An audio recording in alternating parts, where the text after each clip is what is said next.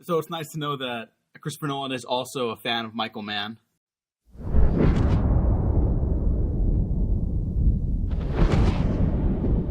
You've changed things. Forever. There's no going back. See, to them, you're just a freak. Like me.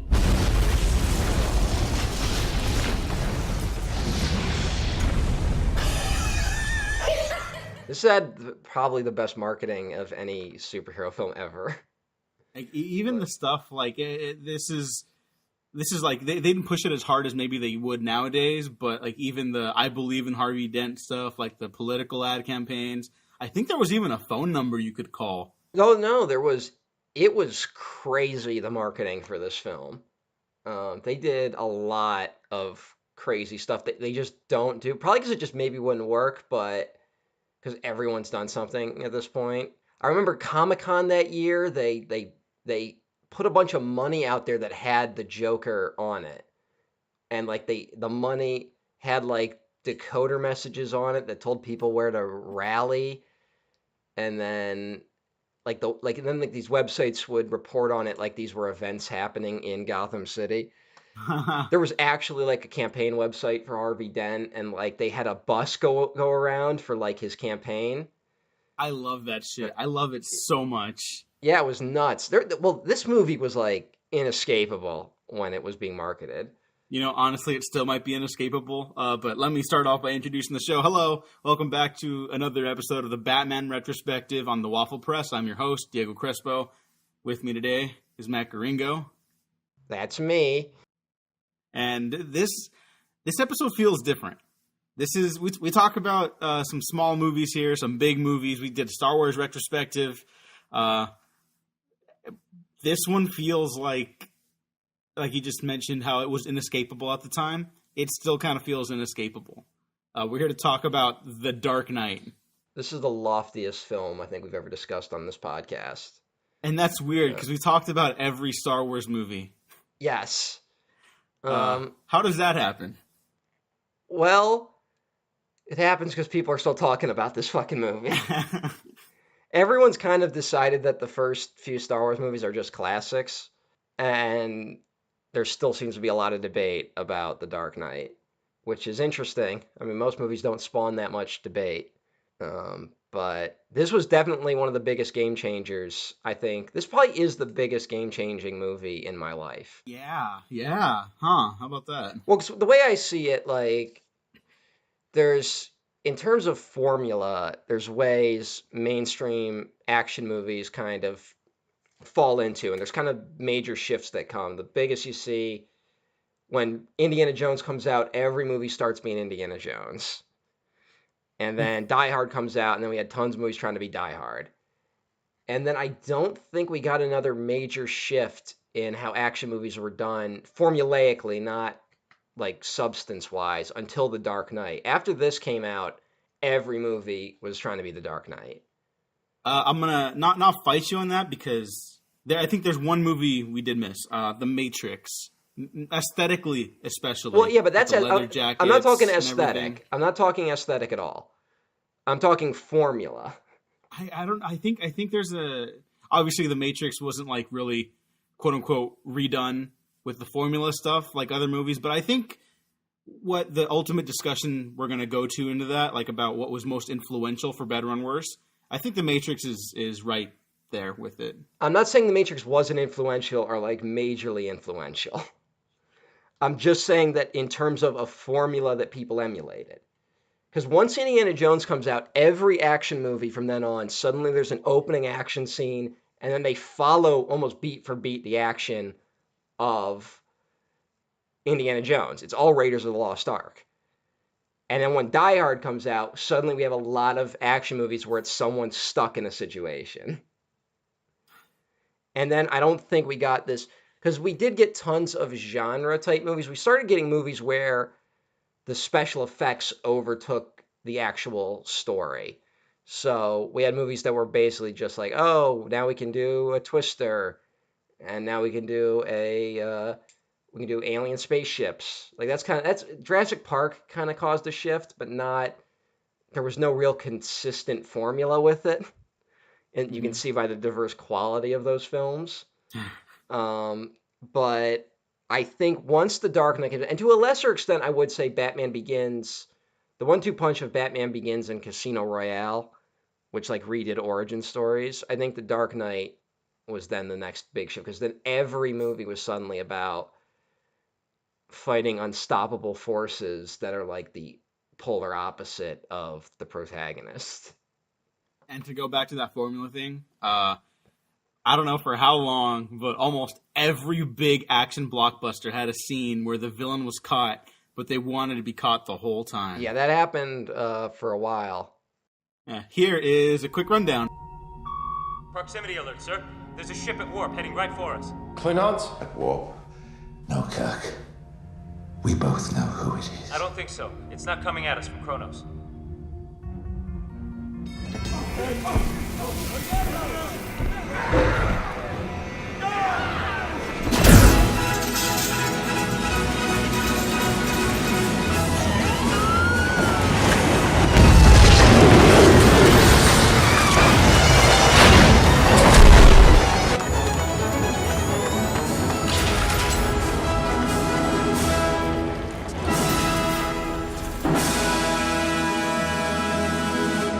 No rush.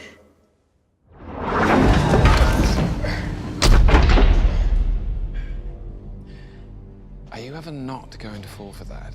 It's not even just that it's those beats, it's that now conflict in these movies is less about a MacGuffin and more about a philosophical clash. That really becomes front and center going in the movies post Dark Knight.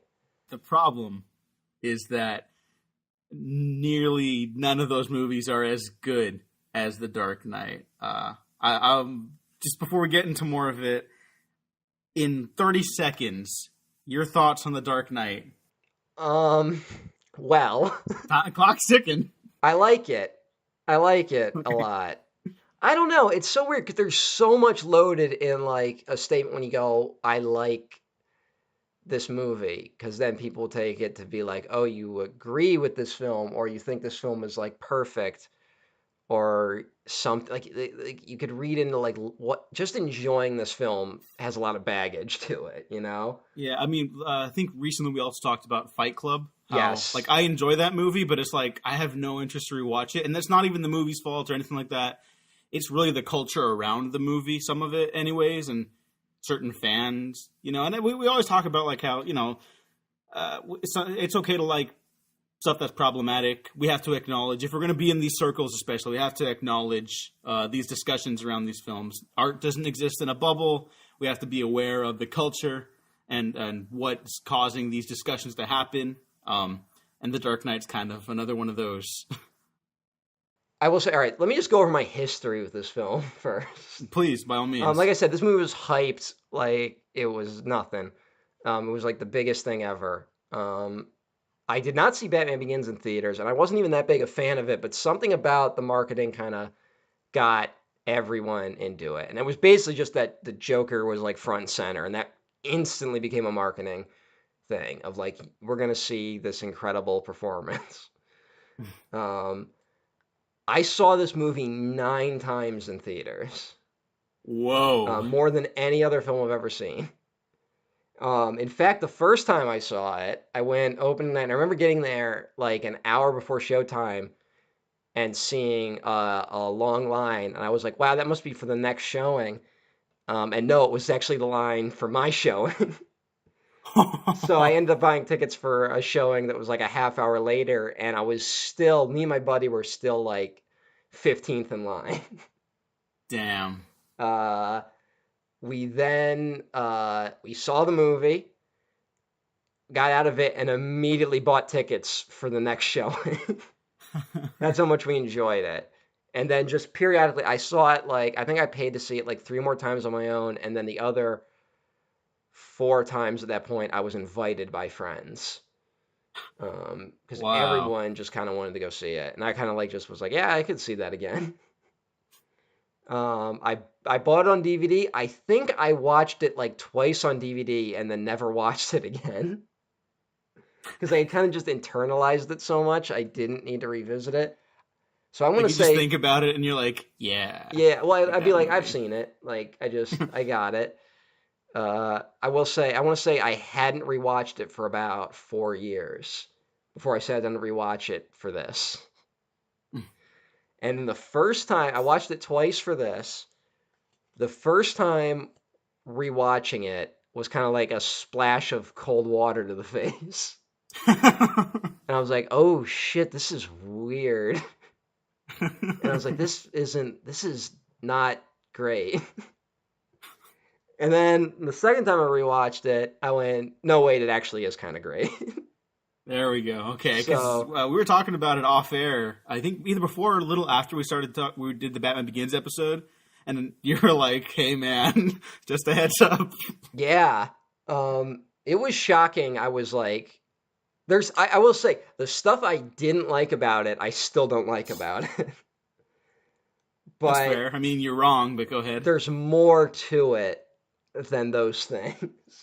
I want to say, I think I like the film in direct conflict with what the intentions of the filmmaker were.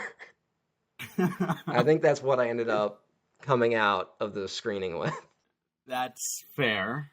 I do not like this as much as Batman Begins, but I think it's kind of obvious that I still love the shit out of it. And there was a period of time where I was like, fucking these Nolan maniacs, and there are other movies out there, you know, like just because Batman's not the most interesting character to me doesn't mean, you know, like anything less about the movie, but I just didn't care anymore. And then that kind of dragged the movie down for me. And then I think before, because last year was the 10th anniversary. And a little before that, I had seen it again. I wrote a little something about it. I'll put a link down below if it's not awful, because I look back at some old writing and I'm like, Jesus Christ. I think I should send you the picture, because Facebook has that look back at like your past status thing. Oh, yeah, please do. And the 10-year anniversary of The Dark Knight, I had posted, I just saw The Dark Knight, and I think it's the greatest film ever made. Well, a lot of people had that reaction. Yeah. I still... It is hard to separate it from the culture around it and the community around it, because if someone came to me and someone had like a legitimate point about it being one of the greatest films ever made, I'd be like, you know what? It's really hard to argue against that for me.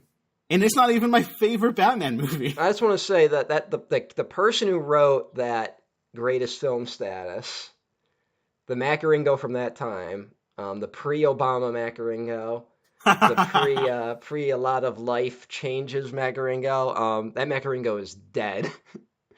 So it was like looking at a ghost when I read that status.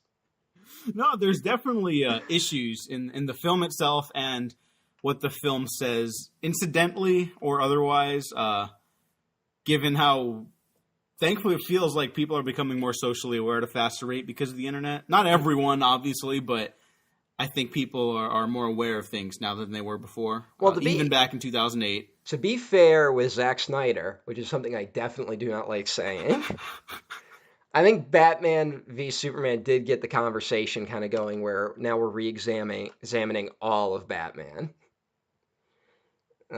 Which is something Nolan never really accomplished, but I think Nolan was still at a time where it was weird to take a character like Batman seriously. And so Zack Snyder was kind of at the perfect time to go, Batman's actually a bad thing.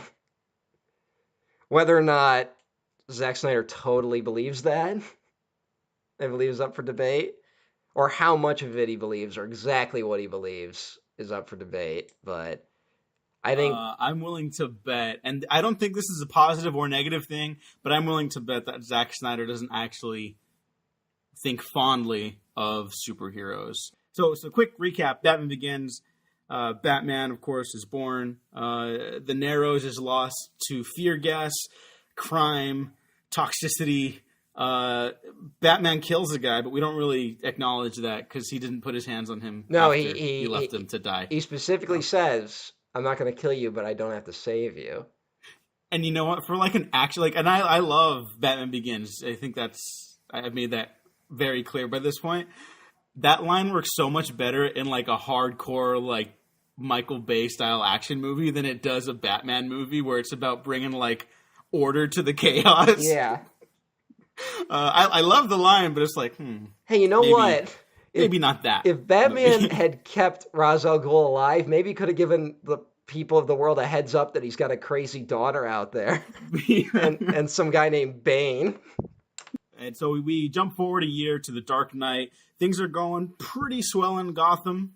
We should mention that there was also the tag at the end of Batman Begins of the Joker card. Which blew up my viewing audience. Just, woo, you know. I did not see it with the audience, so I did not get that.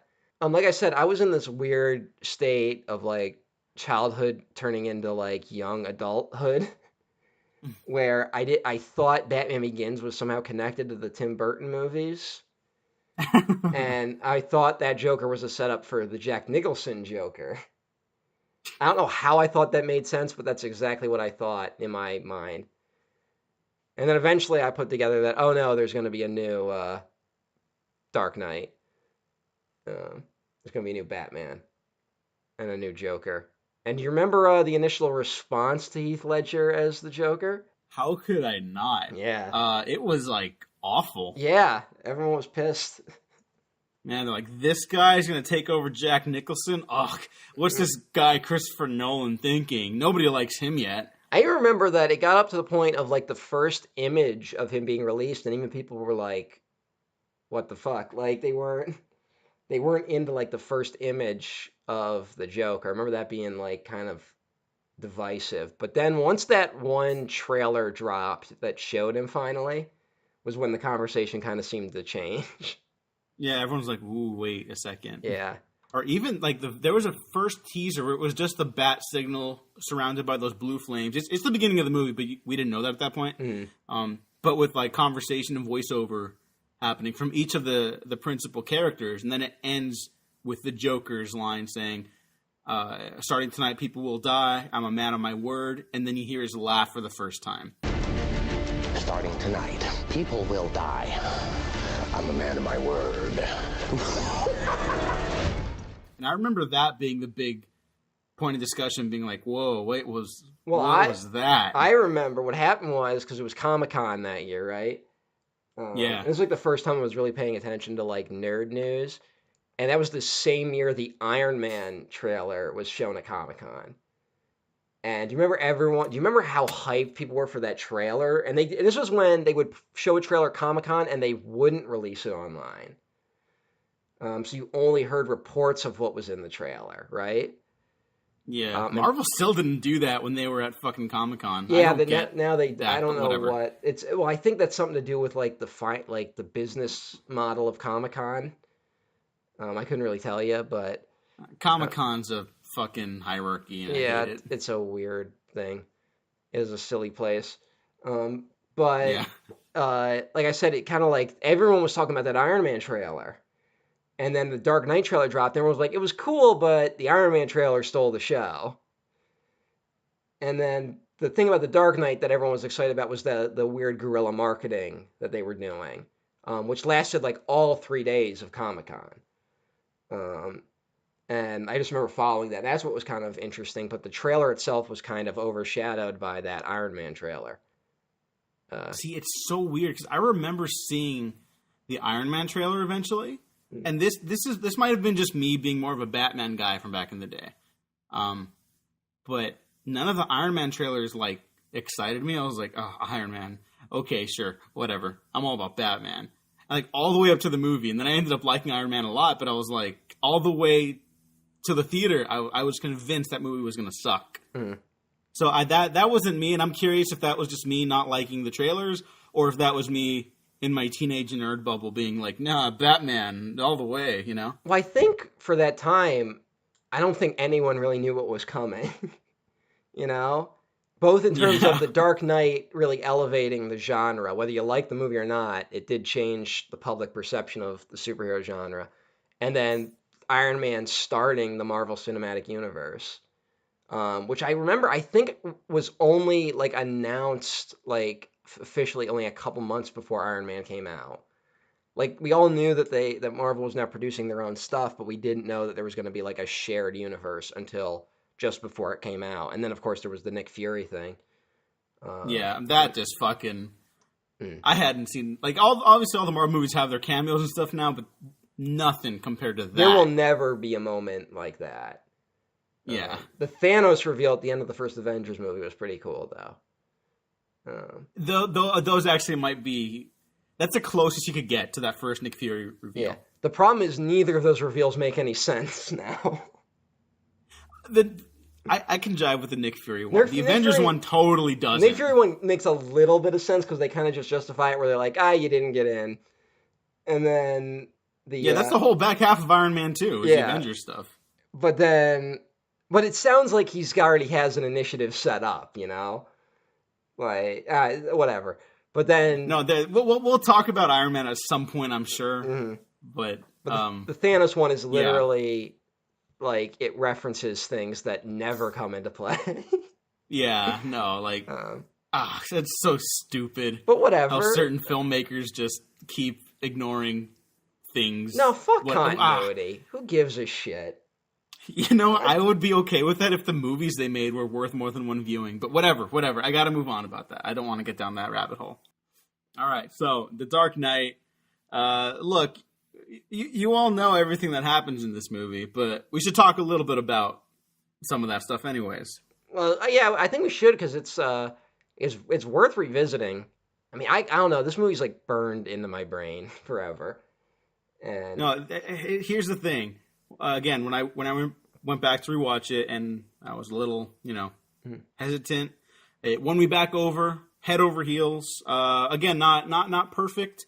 None of the Nolan films are. They might be getting less perfect as they go along. Whatever, we'll get there. But I find myself continuously floored every time I watch it. Not so much the action. The action's fine. It's standard. It's not too messy.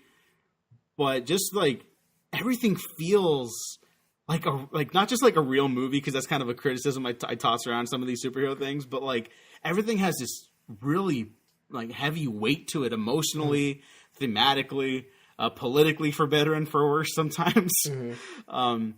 And it really feels like a straight up crime drama. Like, the MCU's whole thing is like, well, we're hopping to different genres each movie, and like you're really like not, because everything looks the same, and that's fine. That's fine. Works sometimes, works less well other times. But for The Dark Knight, it's really it's Heat. It's Michael Mann's Heat with Batman characters and some tweaks here and there.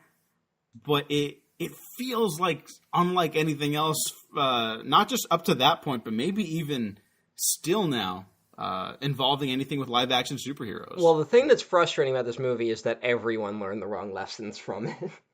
Oh, yeah. Big time. I'm willing to say, including the man who directed this.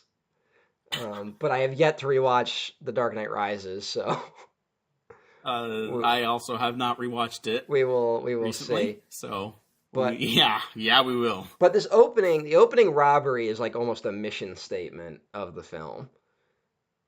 With it again, very much, it's a bank robbery, so it's like a straight up Heat reference. And I believe this was all reshoots. This was added later, I believe. Really? I believe that's what, if I remember correctly, they went and shot this later because initially it was just going to be like a special teaser, and then they decided to add it to the film itself. I'm not sure if that's true. Okay. I don't know anything about that. I do remember it being on the Ghost Protocol IMAX stuff, though. Was this for Ghost Protocol? Yeah, I remember because I was actually really excited for Ghost Protocol, and that's for my money, that's still the best Mission Impossible. I thought Ghost Protocol was after this. No, Ghost Protocol is 2011, and then Dark Knight was 2000. You're thinking Dark Knight Rises. You're thinking Dark Knight Rises. Oh, no. What the fuck? What did I see? I Am Legend. Yeah, that's what I was going to say. It was I Am Legend. What the fuck? Sorry, Yeah, everyone. It was the special... I Am Legend is not better than any of the movies we've talked about today. Could you imagine seeing this before fucking I Am Legend? Yeah. You just saw the best like thing ever, and then you got to sit through fucking I Am Legend. And also remember, this is when the tide, like, I think officially turned on the Joker. Like, oh my god, he just took out not just from like the actor who like just Heath Ledger, fantastic performance in this, obviously, but like how you see how like methodical he is and taking out this whole gang of people that he hired to do this job, and like just like you said, that mission statement. And that shot of the bus just joining the other school buses, like no one has any idea what the fuck just happened in that bank. And then you go to I Am Legend. Yeah. It almost reminds me of when Transformers came out, there was a trailer for Cloverfield before it. And I came out of that movie talking about that fucking trailer. and very upset about Transformers. Because holy shit. And that was when Cloverfield didn't even have a title. So it was 1/18/08. Yeah, 1/18/08. And imagine seeing that awesome trailer, and then you have to sit through fucking Sam Witwicky. But yeah, opening, they shot these on IMAX cameras, which they shot like 4 sequences on those cameras for this. I also, if I'm not mistaken, they broke one of the IMAX cameras. I think I know they had a lot of problems with it. I know this was like, when did they finally shoot a movie in all IMAX cameras? I don't know. I gotta look that one up. We had to have crossed that barrier in 10 years. I can't. No, we did. I feel like Infinity War was shot in all IMAX, but you couldn't tell really. Whatever. I didn't. That was the first one I didn't even bother to see in IMAX, so good for me. But I remember, these were notoriously difficult cameras to work with at the time. I remember, like, they said they tried shooting with those 3D IMAX cameras on Avengers, and then it, like, was going so poorly, and Sam Jackson threatened to walk off the set. Oh, shit, really? So they were having problems with it. It looks like they weren't getting anything done. He was, like, sitting there all day and couldn't do anything. And so they said, fuck it, and they just stopped trying. And that was when they decided, we're just going to do post-conversion for all the 3D effects. Well, because that was at a time... The 3D on that one's fine. Well, that was at a time when Last Airbender had, like, soured the industry on 3D post-conversion. And then... No, that one didn't help, but do you remember the big one? What was the other one? Clash of the Titans. Oh, yeah. That one was just... Everyone walked out. I had walkouts. I remember I saw that in theater and people just couldn't see anything. Yeah. I didn't see that in 3D, so I didn't get that experience. Oh, it was bad. But because I'd heard, I basically been told. Yeah. So I barely remember seeing that movie. No, it's not good. Did they ever that doesn't help. Did they make a sequel to that? Yeah, they made Wrath of the Titans, which is also another sequence of images and sound clips. Yeah. Remember when what's his name, Sam Worthington, was gonna set the world on fire? Oh, you know what? He got a payday. He's in all the Avatar sequels, I think. So, hey, get your bag, man. I'm saying right now, if they do not kill him in the first Avatar sequel, the Avatar sequels will fail. He is fucking boring. It's not his fault. No one is coming for him. He's like you can't use him as a leading man. That's the thing. Yeah, I think that might be it. Yeah. Although he was the Terminator who didn't know he was a Terminator in Terminator Salvation or whatever the fuck. Yeah. Visionary director Mick G had everyone read "Do Androids Dream Electric Sheep" for filming that movie. Wow. Can you imagine getting the script for Terminator Salvation and being like, this is exactly like Philip K. Dick's work? Oh. Hey, look, all the pieces of that movie, like there are ideas in that movie that kind of feel like the right way to go for that franchise, but that movie's just like so boring that it doesn't matter. It's what happens when you get a director who lacks all talent and a studio that doesn't believe in what they're doing. Which is, I guess, the opposite of this film. Yeah, because I guess they really believed in him. I should Which say, is good, 'cause one thing about this opening, as being a mission statement. Another mission statement in this opening is how none of it makes any sense whatsoever if you think about it for 2 minutes. There's some that like you can stretch, which like there's that scene, the establishing shot of the building, and then the window just explodes outwards because the movie's got to start with an explosion of some kind. And when you think about it, you're like, well, why? They could have just removed the glass. And then wouldn't that glass rain on people below and maybe draw attention to the zip line that they are now going to create? But that's a minor one, A slightly bigger one is that, so it's all these guys in clown masks, right? Masks which I believe are a reference to the Joker's first appearance on the Batman TV show. Oh, that's kind of fun. I didn't know that. I believe the Joker in that takes off a clown mask to reveal the Joker. This was also done in the animated series, and one of the Neil Adams era Batman comics, but I can't remember which one. It's also, I think it might be a reference to Stanley Kubrick's The Killing. Have you ever seen that? That's actually a blind spot for me. Oh, it's a hell of a film. Check it out. I believe Criterion has it. It's a great heist film, and Sterling Hayden and company don clown masks when they're robbing a racetrack. It's really good. Check that movie out. Criterion Channel, here I come. Yep. But the reveal that you eventually pick up on is that you believe that this is a robbery happening on orders from the Joker, but really the Joker is in there and he's having the robbers kill each other. He pits them against each other, and then steals the money all for himself after killing everyone. The thing that's a little weird about that is that we get that we have the shot of a thug with the clown mask standing on the corner, and we don't see the criminal's face. We don't see any of these guys' faces. And we eventually, if you watch it again, you realize that person on the corner was the Joker the whole time, right? Right. So was he standing on the street corner in his Joker makeup? Yeah, I guess so. Or does he have a thing on the inside of the mask that puts it on for him? And then the other is that a school bus can somehow drive through a stone wall without being damaged. And then, when you watch it and there's that end of like the Joker seamlessly entering the line of buses, right? Mm-hmm.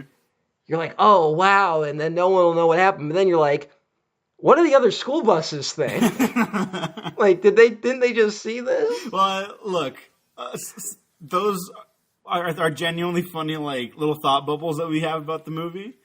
But I think it's also important to say that everything that goes into this movie, even though it's, like, kind of branded as, like, the realistic Batman take, I think it's more idea-driven than anything, even though, it's more grounded.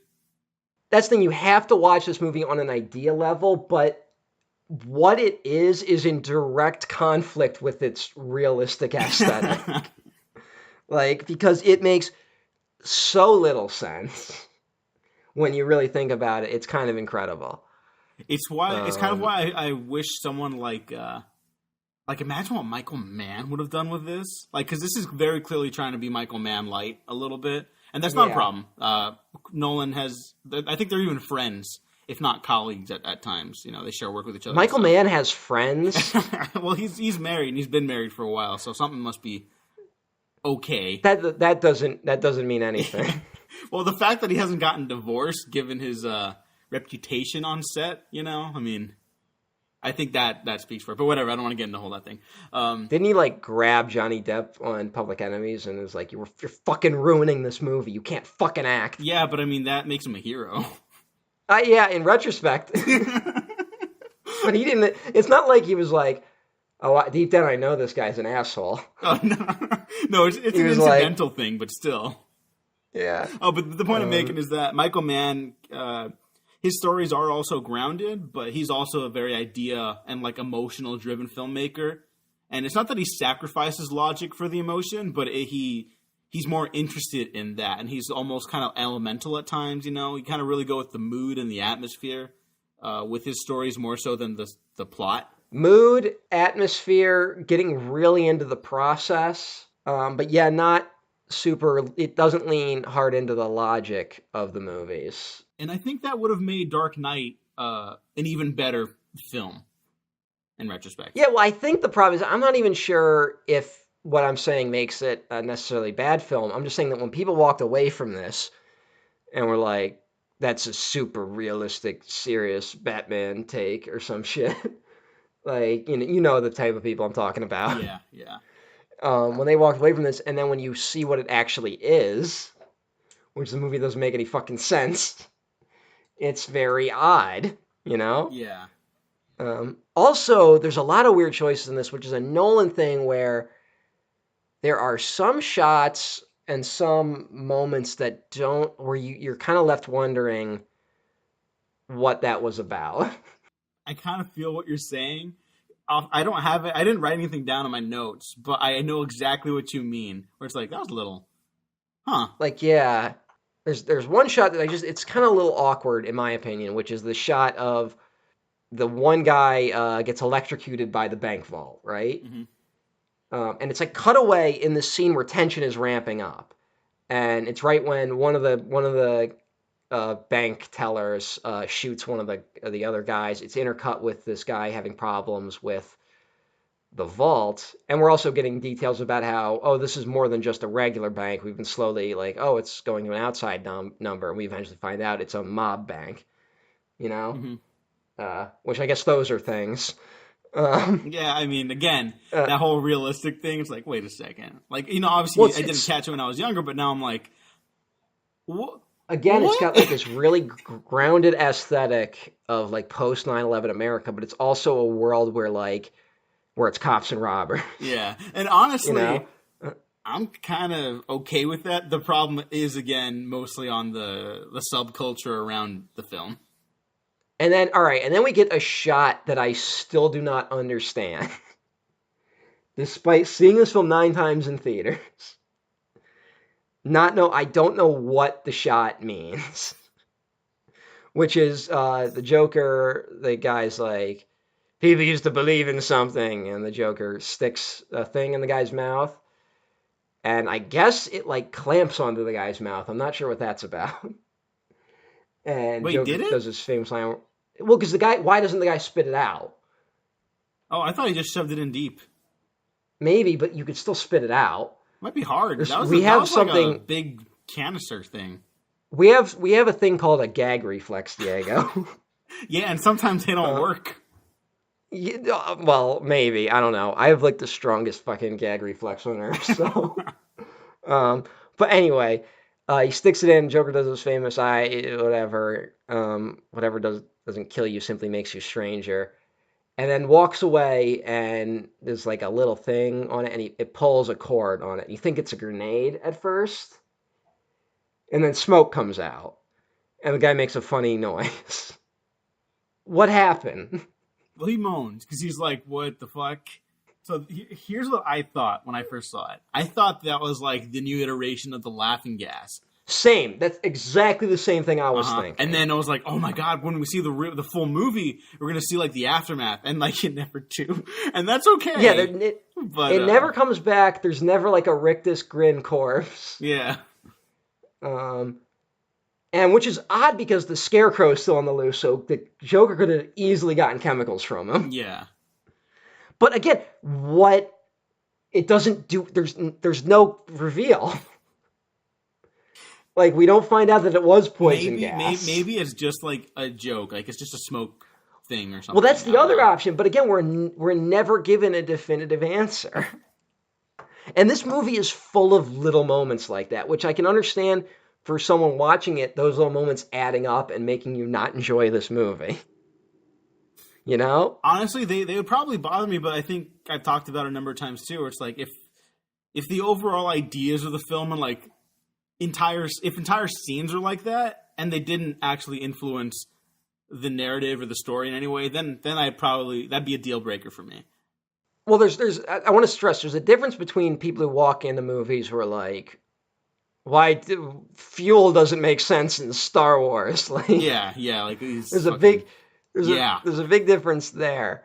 But there's a difference between that and then literally a shot that makes you go, why is that shot in the movie? I think there's a big gulf between those two types of scenes. You know?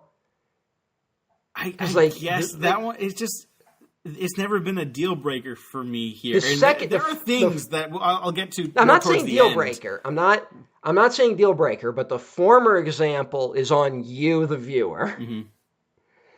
The latter will always take you out of the movie if you're wondering why a shot is in the film. And sometimes it's meant to. Some movies are meant to give you that kick of going like, hey, what was that about, you know? Yeah. Like maybe it's telegraphing something that will come later. Or it's making a thematic point about the film. But here, there's no answer to why that little moment's in the film. I might be bending over a little backwards here, but what if it is just to throw you off, like as a big WTF from the Joker? I hope I'm not trying to make excuses for the film because there's some shit I'm gonna bring up later. But all that succeeds in doing is throw me off. It doesn't make me feel better about the movie. Well, what does make you feel better about the movie? Commissioner Gordon. Oh my god, yeah, it sucks that Gary Oldman apparently beats his wife because he's really good. I like him a lot in this. Gary Oldman's really good as the one good cop in Gotham. Although this movie seems to be a little skeptical of what that means. Yeah, and you know what? I'm glad. I just want to bring up Gordon because again, like the Wire, which I keep referencing, Gordon has been given a major crime unit specifically targeted, meant to hunt down Batman, but he's secretly using it to bring down the mob. Which is very much like the second season of The Wire. Can you believe some people think that's a bad season of television? I know. I don't trust weird. people who I do not trust anyone that shits on the second season of The Wire. I will say the second season does take a little while to get going.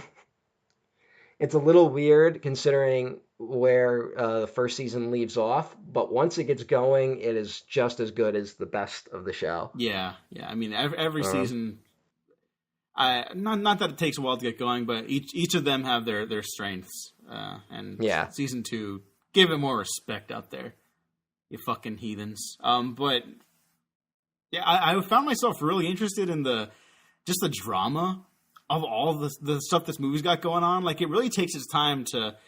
We kind of lose the civilian perspective a little bit in this, if there even was one in Batman Begins.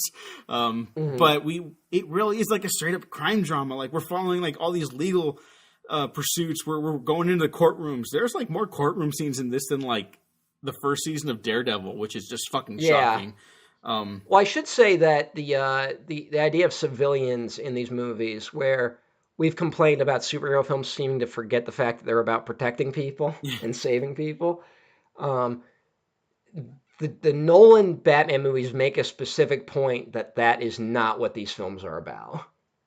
That is a choice. It's not a mistake. Yeah, you know? It is, and because this one specifically is way more interested in the cops versus the criminal stuff and the legal ramifications of things and morality.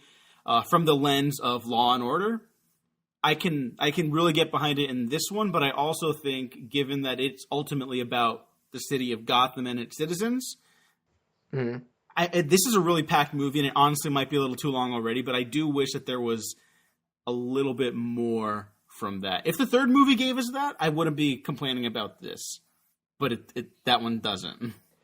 I guess, but you get tons of news coverage of the Joker, which is done much better here than BVS, by the way. Who's the guy? Gotham Tonight. I'm John Eagle. Gotham Tonight. Yeah, and that actor, whose name I can't remember, who was on the Dead Zone, Anthony Michael Hall. Yeah. He's really good in a performance that doesn't get a lot of credit. No. Everyone's really good in this. I think I don't remember what you were saying about who was the weak link in Batman Begins. She gets a lot of flack. I don't think she's really that bad. I think she's actually solid. Katie Holmes. Yes. Yeah, like not great, but I think she's good in that movie. I think it's again. I would say in that film and this film, it's the way the character is written, because more in this film than in the last film, Rachel is a prop in this film. Yeah, that's what I came away with it too. Like, I like the ideas they're kind of going with, and the film. I would even go as far to say that the character is intelligent enough to recognize Bruce using her as more of like a self-satisfying idea than a human being, because that's a point of contention, but it still leans a little too bit the wrong direction.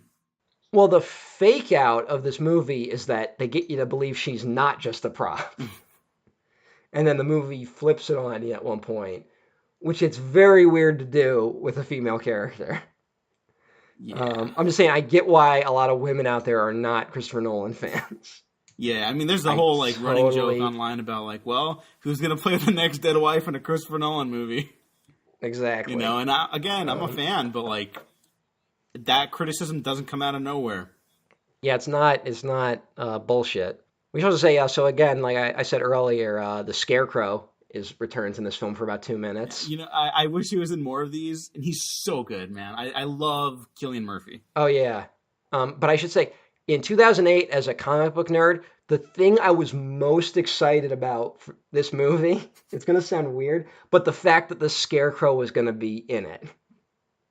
And not because I thought the Scarecrow was going to be a major part of the film, but because it was the first time that had ever really happened, where the villain from the previous film has a cameo in the next film. This is why we make good podcasting partners and friends, because I had the same exact reaction. I was fucking flipping out when I heard that. Yeah. I couldn't believe it. I was like, oh my God, they can do anything. And then Iron Man came out like a couple months before. And, yeah. Iron Man leans into it more. But at this point, it was like, at most, we got like lip service. At most, you had like Zod's cameo in Superman the movie, which was made when those movies were supposed to be shown back to back in like a really convoluted roadshow plan that didn't make any goddamn sense. But, and then like Batman and Robin, where you would see the Riddler's costume in Arkham. Like, that was the most it ever got. Yeah. So that was awesome. Like, literally, Harvey Dent changes races in the first Batman films. Like, there's so little connective tissue. And here it was just cool to be like, oh shit, the Scarecrow's back. And this is it's a continuing story, which is something that was really exciting at the time and is now something I would actively like to see these films rebel against. Although I gotta go over I want to say this is the exact thing that went through my brain when I was watching this movie in 2008, opening day, sitting in a theater where it's like literally like every seat is taken. I'm sitting next to a guy with a cowboy hat. The scene's playing out, Scarecrow shows up, we're kind of being filled in on how there's now a vacuum that's been created because of the Batman. Suddenly these fake Batmen show up in a really awkward edited scene, which I'll go back to. But then the Bat Tumbler comes crashing in and interrupts the scene. And this is the exact thought that passed through my brain, and I'm not joking when I say this. Oh yeah, Batman is in this movie.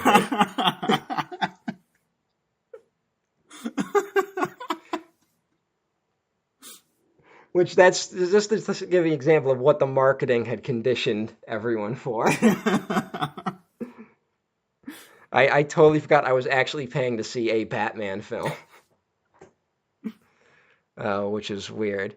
It is a little weird, but I do want to say there's this weird criticism. I heard this since the movie came out that, like, oh, it's not really a Batman movie. It's more of a Joker movie with the Batman guest starring in it. If you took the Joker out, it wouldn't work as a movie. And like, no fucking shit, it wouldn't work as a movie. Yeah. Because then you take out the point of the movie. Like, you're not a fucking genius if you say something like that. It is the Joker's show, definitely. It is, but I think because of how this film nails the dynamic, I think anyways, between Batman and the Joker in which is unfortunately unable to be followed up upon because of the unfortunate passing of Heath Ledger. Rest in peace. God, it's so heartbreaking every time you watch it when he says at the end, I'm not even saying like, Yeah, and just it's like, so sad we don't get God, more man. Joker. It's just so sad that What this a- is like what a clearly the talent. beginning of an amazing career. Like, this is like the moment where everyone's going to realize, oh, we've been underselling this kid.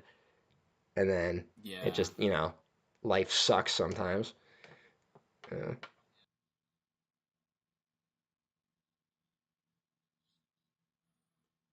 Yeah, it's really too sad. And I guess we're gonna be hopping around a little bit. I do want to also mention that while I'm on the subject of Heath Ledger, Michael J. White was on a podcast recently talking about. Someone asked him about like what he thought of like comments about Heath Ledger getting too into the role of Joker, and he was like, "That's bullshit." Like that guy was like apparently such a pleasure to work around. He always made sure everyone was like comfortable on set, and they had a really great like a working relationship. And he was just apparently a really great guy. He was really nice on set. They could have conversations. He wasn't like call me Joker in between takes. Like people say like he got like crazy for the role. I'm like, no, he was getting intense when the cameras were on, and he mucked up his hair a little bit like an actor. Here's the thing about acting that I don't think a lot of people really think about is that actors are paid lots of money to think about things that none of us would spend that much time thinking about. I mean, when it's really, it's egotistical by design because you have to be thinking about you a lot and the emotion of the scene.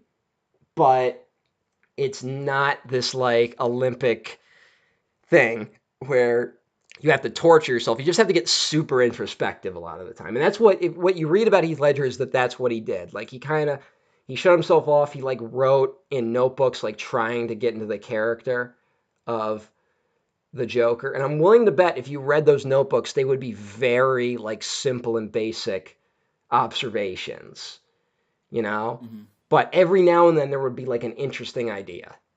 And the thing is, he has to go through all those simple ideas to get to the interesting one. He basically just put in a lot of time and hard work. Yeah.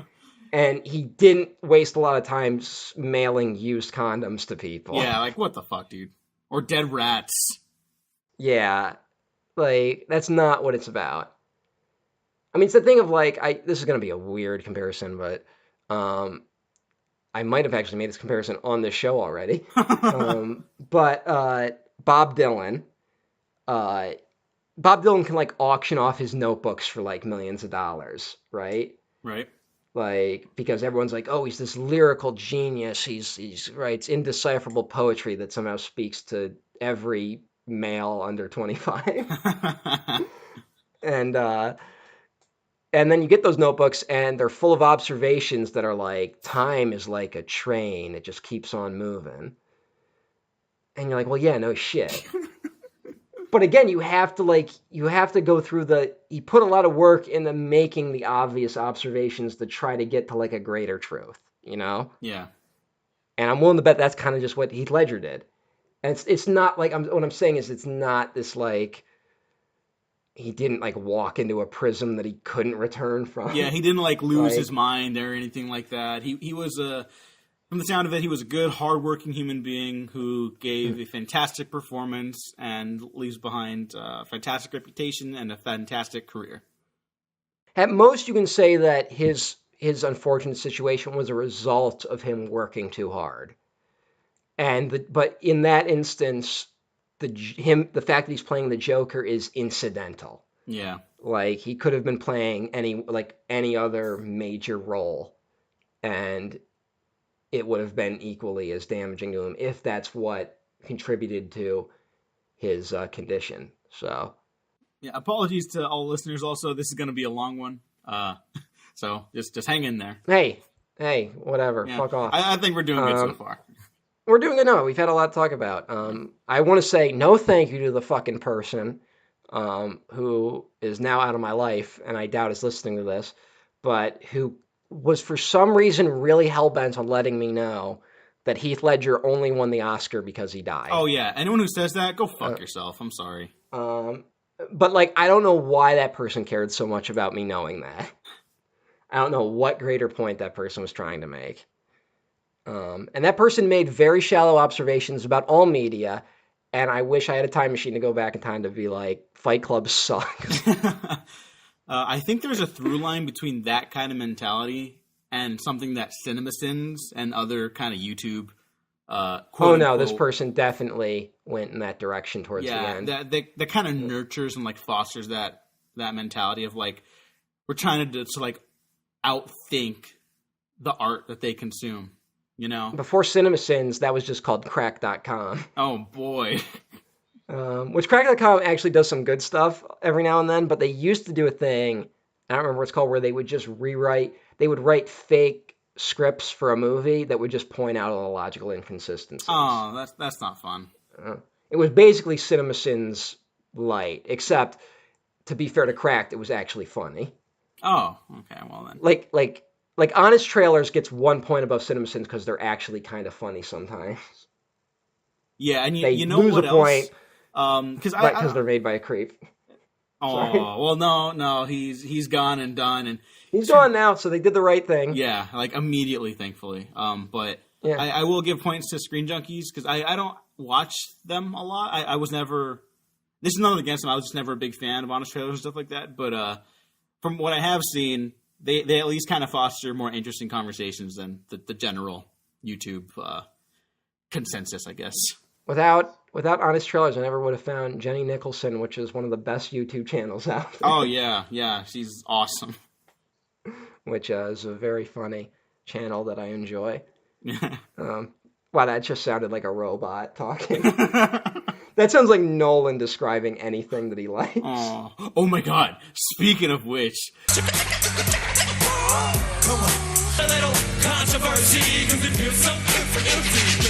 Fuck you, replicant.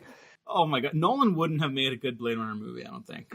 He would not. He would not have made a good Blade Runner movie, but he is making a very good Blade Runner human being. Aww. Just existing. Or you know what? Maybe he would have. Maybe because he himself is a replicant. I'd rather see him make his own thing. It probably would have been as uninterested in the female characters as both iterations of Blade Runner are. Yeah. Here's the thing, for twofold now, not to completely derail this Dark Knight conversation, which you still have to go back to. Nolan, God bless him for all of his pros and cons, gets to make original movies at major studio budgets. Oh, yeah. And two, when they reboot Blade Runner again or follow up on a sequel in 30 years, have it be directed by an Asian woman. There you go. Yes. There you go. That'll solve the problems. It won't solve everything, but it's a great stepping stone for that fucking it would be a good direction to maybe take. Yeah. Now Nolan, I love that Nolan. I have problems with both Inception and Interstellar, but the fact that they are original properties is good. You know. Yeah. More of that. Yeah, and I'm glad that he gets to do that. Although there's probably so much pressure for him to be like, do another Batman, do another one, or do something superhero related. You know, in some alternate reality where I got that kind of wealth and power in the industry and was a talented filmmaker or something, and I did let's say I did the Dark Knight trilogy and I was Christopher Nolan, I would be so tired of superheroes after that. Not just because of the endeavor, which would be 7 years of his life, but because everyone's always going to be asking you about that. I wouldn't have touched a Superman reboot, with a fucking mile-long stick. Well, you see me, how at the end of every one of these retrospectives, I'm like, fuck this franchise, fuck this podcast. You can imagine if I devoted 7 years of my life to a fucking guy that dresses up like a bat. Yeah, I'd be so done. I'd be like, I did what I did. I'm going to work with fucking Adam Sandler. I'm going to make an Adam Sandler movie next. Fuck everything. What do we got? Nothing. No name, no other alias. Clothing is custom. Nothing in his pockets but knives and lint. I want to say that scene we were talking about with the Scarecrow might be my least favorite action scene in this movie. It's very brief, but it's just so awkward.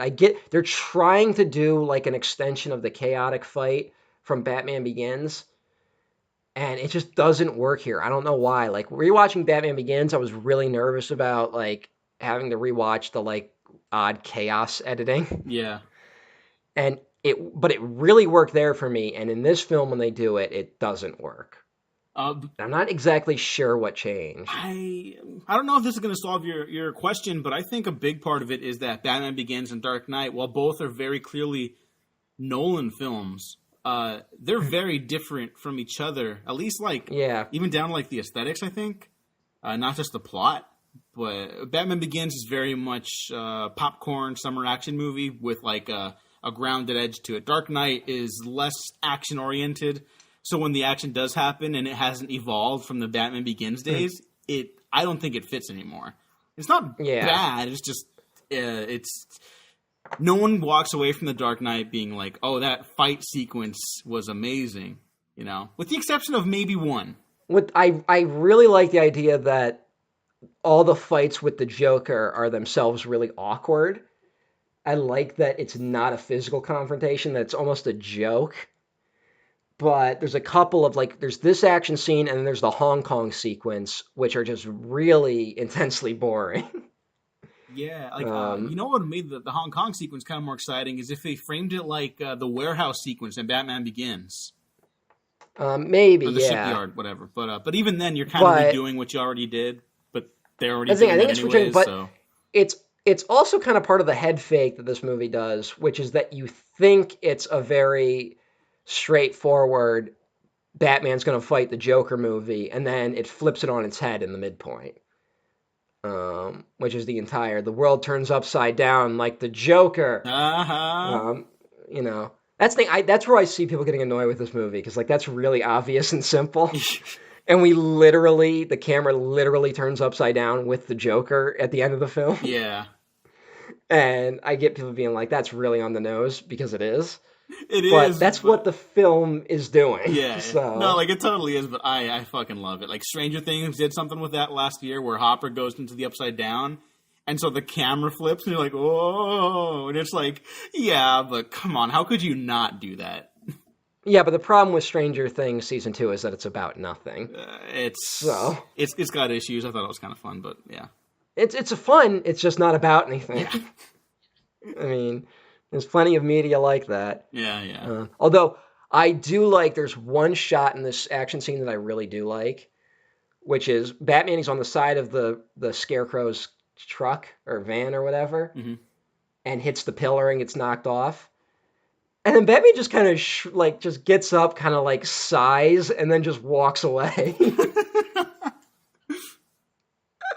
Like there's something really funny. Like that's a moment that you don't see with many superheroes.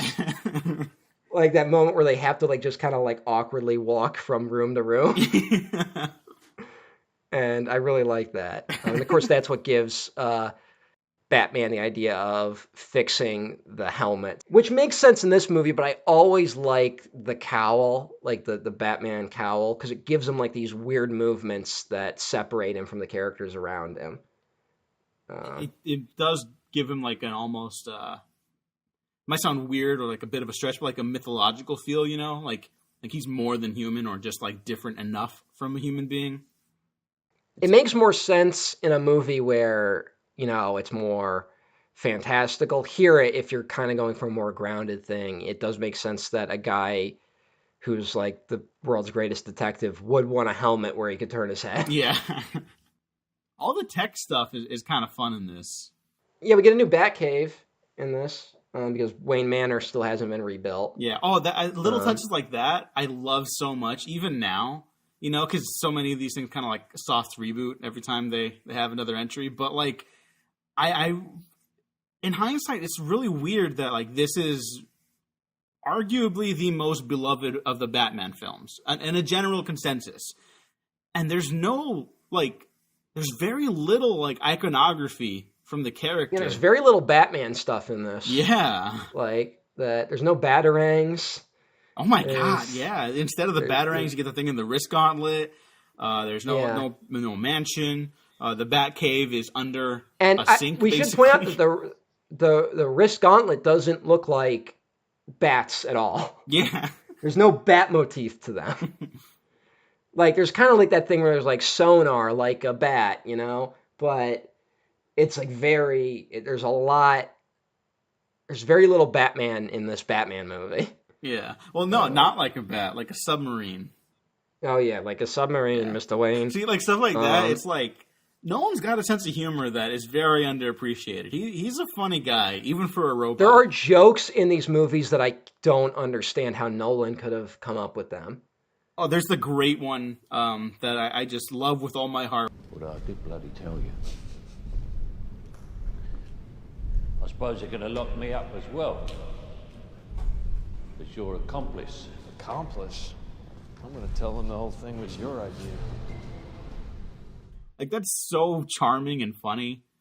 But can you imagine Nolan writing that? No, not at all. The one joke that like really doesn't seem Nolan is the Lamborghini joke that's later in the film. Like, that seems like almost like a committee joke. Will you be wanting the back pot, sir? In the middle of the day, Alfred? Not very subtle. The Lamborghini, then. Much more subtle. We get our first sage advice from Alfred, who probably gives the worst advice ever, but he's like, know your limits, Master Wayne. And of course the retort is, Batman has no limits, which is one of the themes of this film. Also, they're tracking the mob with radioactive bills. What the fuck is that about? We overlook that. Yeah, like that's another thing in the movie where you're like, what's that? And then it's never really followed up on. Then we finally get an introduction of Harvey Dent, the White Knight of Gotham, the attempted assassination during his courtroom scene with the most stereotypical gangster ever. Oh, we didn't talk about it, but in Batman Begins, Falcone, great actor, really harsh accent. Yeah. And that's the one time it carries over into this movie. Maroney, he's a fall guy. He's a fall guy. I'm the brains of the organization. Hostile? I'll show you hostile. That's the best.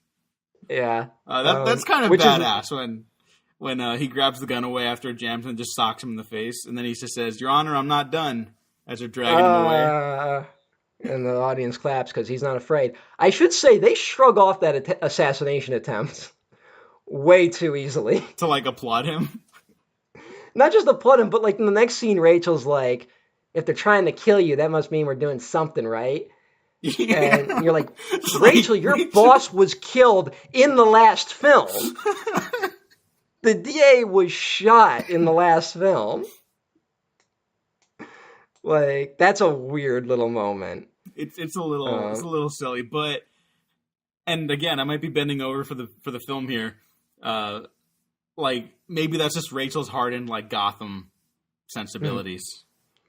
But as this movie's going on, the Joker's happening in the background at this point, but we start to get this formation around Harvey Dent, Commissioner Gordon, and Batman, forming a sort of triumvirate where they will share their powers to eventually... They're basically ruling Gotham. They're basically positioning themselves in a way where they can, for what they believe is a good cause, which is to eliminate the mob, but they are positioning themselves in a way where they can subvert different power structures around them. Mm-hmm. You know? That's basically what's happening here. And, I mean, it's not even that... there's a very direct reference to Julius Caesar in this film, which seems pretty on the nose, you know? Yeah.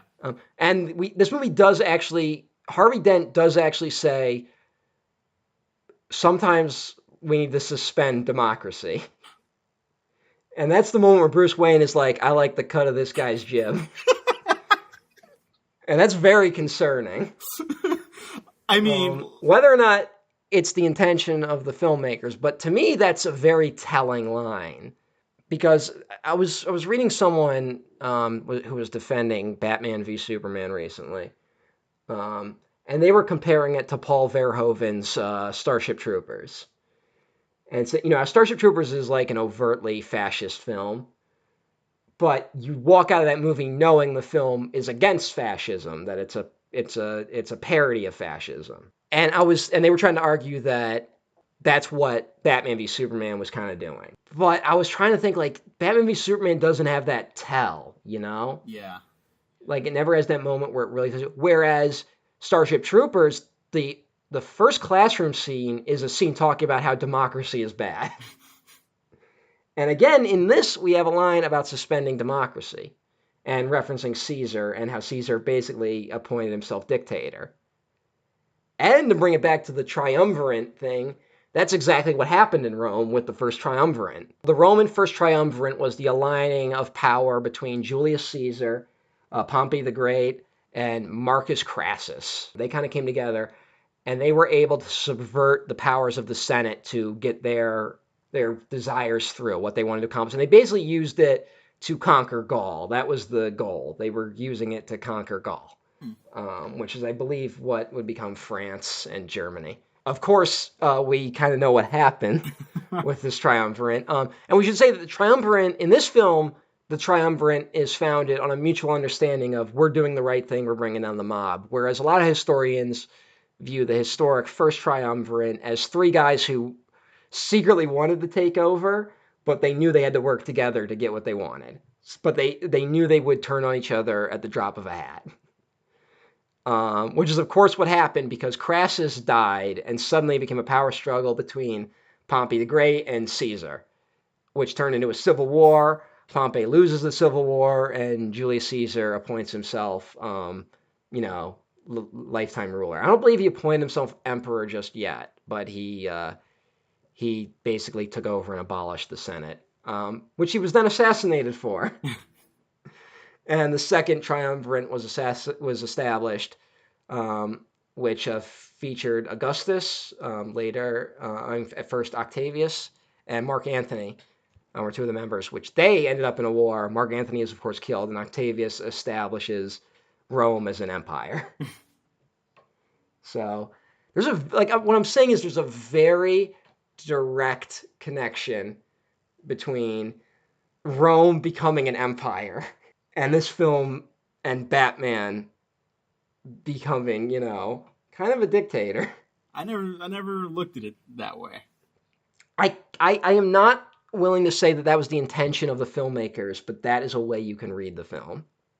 Well, I mean, the constant calling back to either die a hero, you live long enough to become a villain, is directly tied to the Julius Caesar line. Yeah. So, I mean, I don't think that's an invalid reading at all. Nolan's not a dummy. He might do some goofish things, but he's a smart dude, clearly. And of course, Julius Caesar was never really a hero. Yeah, that is also there's kind of a myth about that. And also Harvey Dent never really was, from what we start to learn about him. Mm-hmm. But yeah, that line, it's a very point line. But again, we live in such fucked up times where you can see people who would watch that and be like, yeah, we do need Caesar.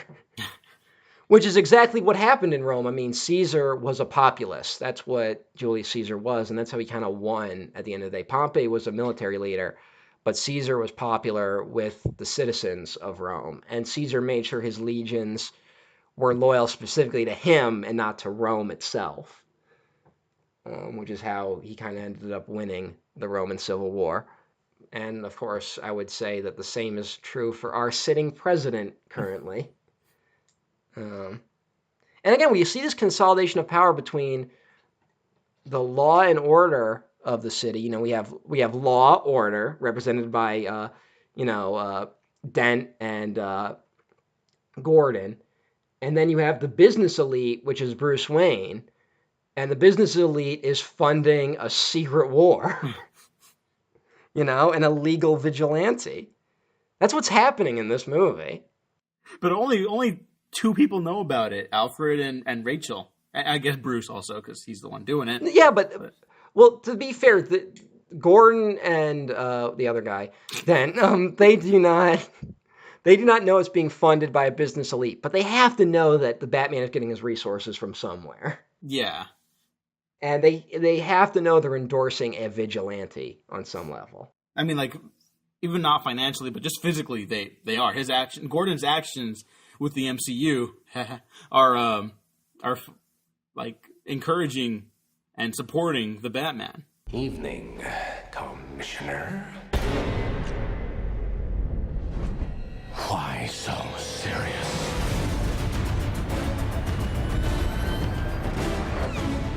Where is he? People are dying. What would you have me do? Endure. You can be the outcast.